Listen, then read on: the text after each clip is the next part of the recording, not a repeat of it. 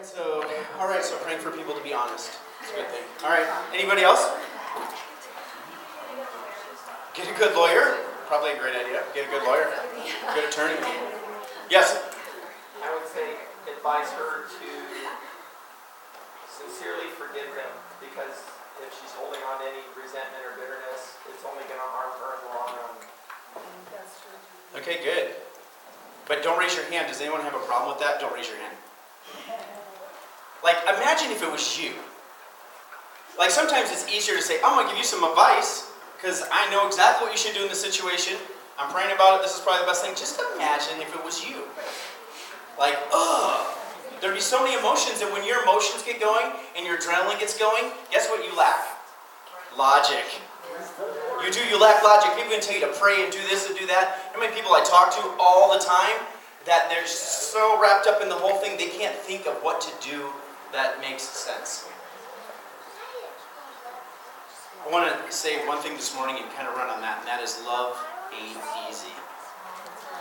Love ain't easy. Ain't cheesy either, but it ain't easy. A teenager and his brothers are out in the field and they work the farm. There's a whole group of them. As they're working together, the youngest one sees what's going on with the rest of them. But when he gets back, he's about 17 or something like that. And when he gets back, he says, Dad, this is what these guys were doing. Totally snitched. Now where I come from, snitches get stitches. That's right. That's what I'm saying. Snitches get stitches. That's right, and thrown in ditches. And so that's the way it was there. And they were mad. They were so angry. And it says, at least from the story that I read about it, was that they were so angry they hated him. They hated him. Then to make things worse, the guy, he has these dreams. We'll call him Joe. We'll call him Joe. And Joe has these dreams, and he's like, hey, guess what, guys? I had these dreams, and I'm like you're going to bow down to me too. Right? In the midst of them, and you know when someone hates you. And you know when you have a problem with someone in your family, you know it. Everybody knows it. Isn't that right? Right? So everybody knows what's going on, and apparently he's just too oblivious to keep things to himself or just doesn't care. So he tells them about the dream, and they don't like that either. And then he tells them about another dream he has in front of his dad and says, Dad, not only are they going to bow down to me, but you get to bow down to me too. Wow. Pretty disturbing. All right? So at that point, they really, really hate him. One day, the brothers are gone working, as we're told in the story by Joe. And he's at the house, they're all working. Dad's like, they're all working. Get over there. Go see how they're doing. So he goes on his way to go see how they're doing. Standing in the field, and he's just kind of walking around, meandering around. I don't think Joe really cared to go see his brothers. I don't think he really cared that much, because some guy's like, what are you doing out here just meandering around? Looking for these guys. Well, they moved over here, so he went. And as he's walking, they look and they see, oh, here he comes. And they're like, daydream a boy. And as they talked about it, can you believe he snitched on us? Can you believe he did all this stuff? You know, he's Dad's favorite. We all have the golden child, right, in the family, a little bit. Maybe not all of us, but there's that one kid in your family that's like, oh, they're so special. Like for Kathy, I'm her most special kid. True. And I'm not even in her family. It's amazing. And so, but we get those, and so they're jealous, and they hate him. And so to stop and think that the conversation goes to the point, like Yoda says, hate leads to anger, right? Or anger leads to hate leads to the dark side, right, eventually. So they're going through this whole thing, and they are on the dark side. And they're like, we're going to kill him. Like, hold on a second. This is like something I should see on Jerry Springer, or Judge Judy, or that kind of stuff. So they're going to kill him. Reuben, who's the oldest of all of them, he's like, man, we probably shouldn't kill him. Let's just throw him in a pit. Because in the back of his mind, he's like, I got a plan. I'm going to go, and I'm going to rescue him, and then I'll take him to Dad, and then I'll be kind of the savior kid. That's what Reuben's thinking. And so they throw him in. Imagine a 17-year-old. Ha, guys, real funny. Really funny. And I stop, because sometimes we read this, these are people that have lives and there's stories, and he had feelings, and he's stuck in this pit. And he's like, real funny, waiting for them to come back. Guys, Right? He's just waiting. He's like, this is real funny. And after a while, he's probably like, makes me angry. So they drop him in the pit. What do? Leave. They go eat. Right? Time for potluck. So they sit down and they have a potluck, which we're having next week, so make sure you get involved in all that stuff. But potluck. They have potluck and sitting there, and Judah's this guy, he's apparently the clan leader of the whole bunch. And so, even though he's not the oldest, and he's these tradesmen come and he's like, hey, perfect plan. We don't have to kill him. We don't have that blood on our hands. We'll just sell him. We'll sell him. And so they sell him. And I just try to picture the look on his face when he gets pulled up by people that are taking him as a slave. And if his brothers were anywhere around, I don't know if they had the guts to stay there or not, but the things he would have been screaming and the things he would have been saying, unbelievable. Like, who writes that? How does that even happen? But that happens for him. Take his coat, shred it, put some blood on it, give it to Dad. Dad gets it, and he's devastated. As any one of us would be as a parent if you thought something tore your kid to shreds. And you just don't see him again. And his heart sunk, and he was never the same. And they wanted to comfort him. He's like, get away from me. Just get away from me. There was no one that could help him. And he was like that forever. I mean, he just had this downtrodden disposition. It was sad. We know in the story that Joe is blessed by God, though, right? Everything he does. Even though things are crappy, everything he does. He's a slave. He's the greatest slave, and he's in charge of a whole house. Things go wrong, though. Right? Things go wrong. He's falsely accused, dumped in prison. But he's the best prisoner, too. Because then as the best prisoner, God blesses him, and he's in charge of all the prisoners. You remember the story? And he's respected among all the prisoners. And he just is known as this guy who can also interpret dreams as well. I wonder if he ever thought, though, kind of like, what is the bad thing coming around the corner? Do you ever wonder that in life?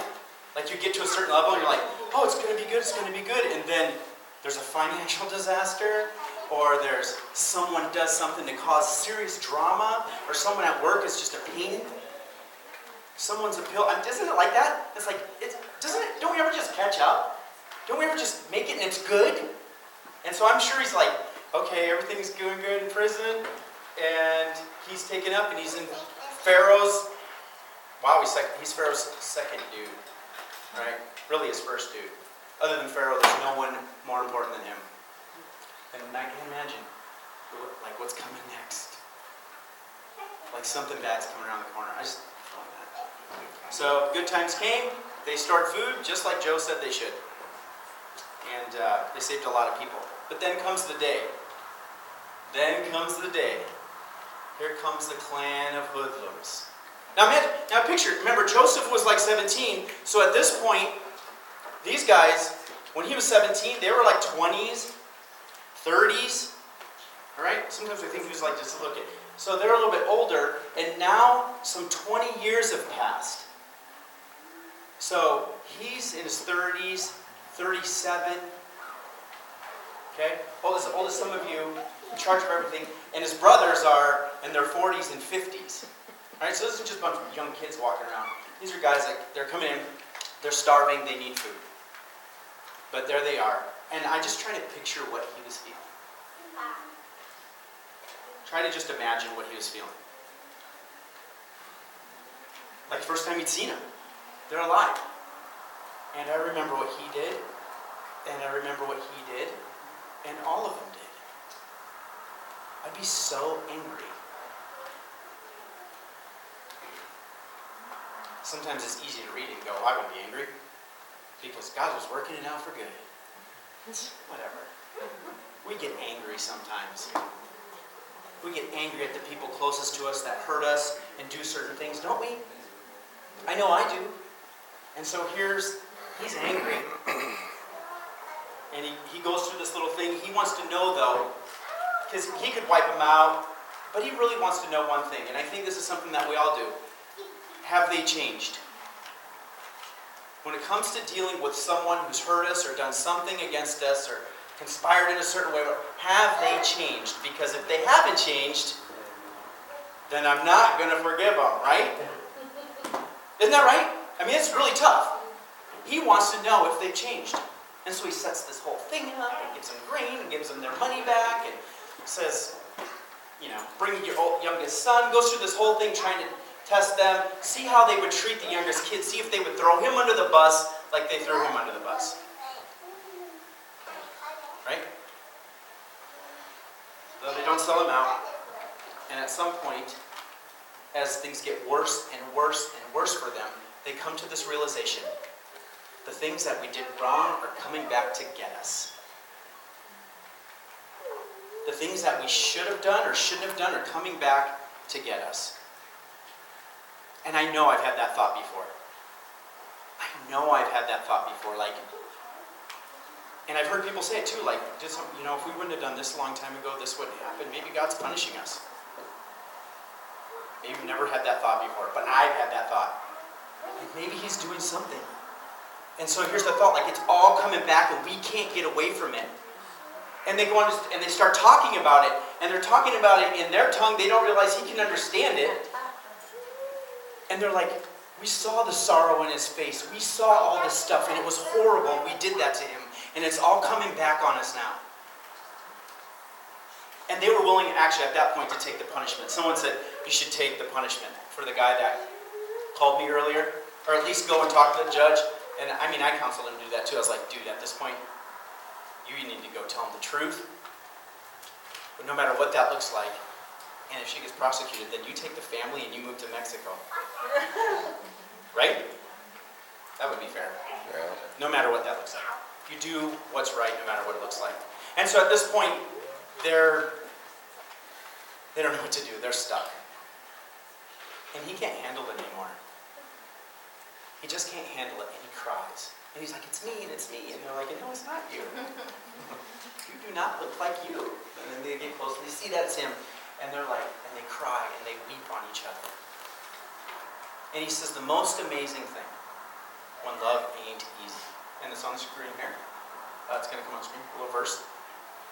God sent me on ahead to pave the way and make sure there was a remnant in the land to save your lives in an amazing act of deliverance.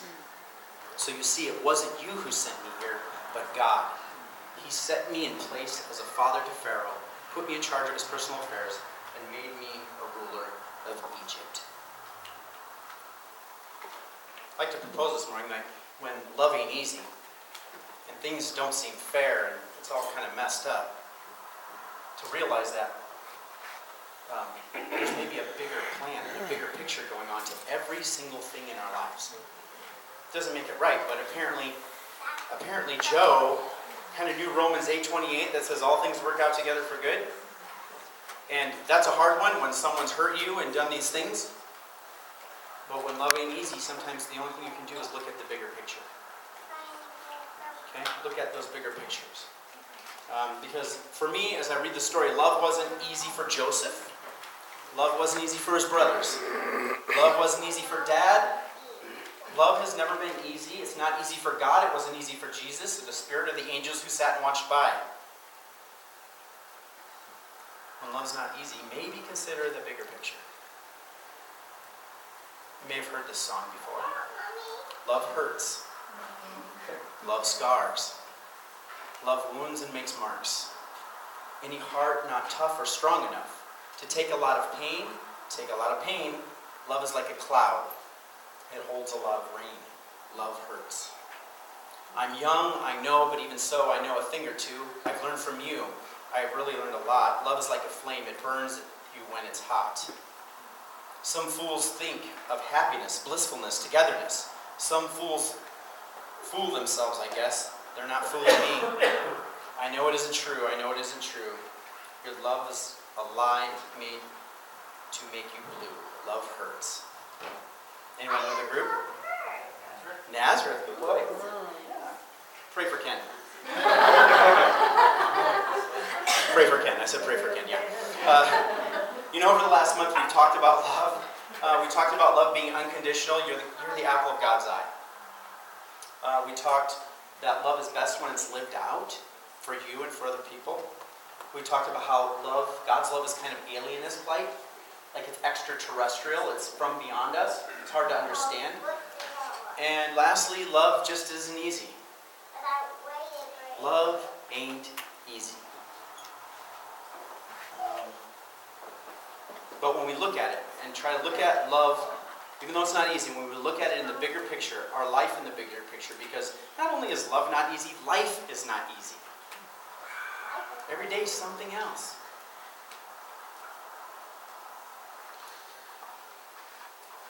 That we can look like Jesus did when love wasn't easy.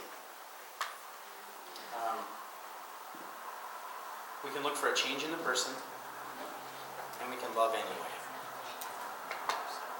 You guys can come up front. We can look for a change in the person. I think that's always important when you're dealing with people who've done wrong, or maybe wronged you, or do in the future. Like, is there going to be some kind of change? Do they really care? Even if they haven't changed and they're trying to? So I think that's important for boundaries, but at the same time, you love anyway. I hope you don't forget that.